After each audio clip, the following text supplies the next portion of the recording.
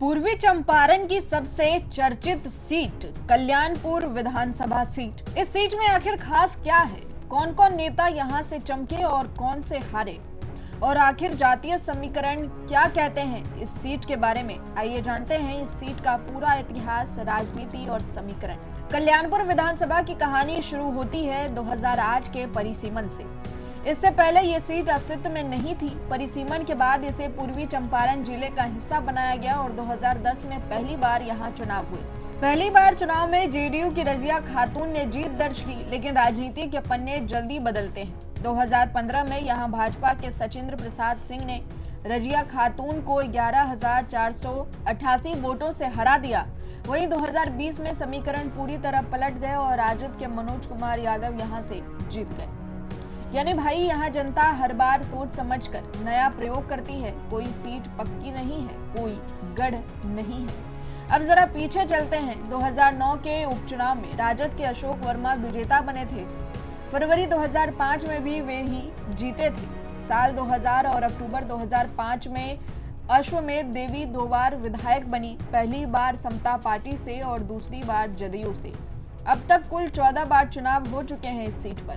कांग्रेस 3 बार, जदयू 2 बार, राजद 2 बार, संयुक्त socialist party 2 बार, भाजपा, समता party, Janata Dal, लोक दल और जनता पार्टी 1-1 बार।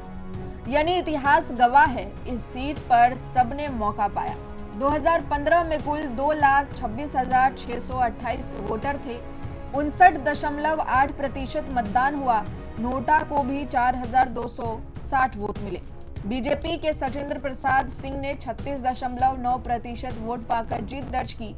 जेडीयू के रजिया खातून को 28.5% वोट मिले। 2020 में फिर बड़ा मुकाबला हुआ। राजद के मनोज कुमार यादव को 72,819 वोट यानी कि 45.35% वोट मिले। बीजेपी के सचिंद्र प्रसाद सिंह को 71,626 वोट यानी कि 44.61% वोट मिले। फर्क बहुत मामूली था, पर बाजी मार ली मनोज यादव ने। अब बात करते हैं जातीय समीकरण की। कल्याणपुर विधानसभा में सबसे ज्यादा वोटर हैं भूमिहार, कोयरी और पासवान। मुस्लिम आबादी भी लगभग 8 से 10% है।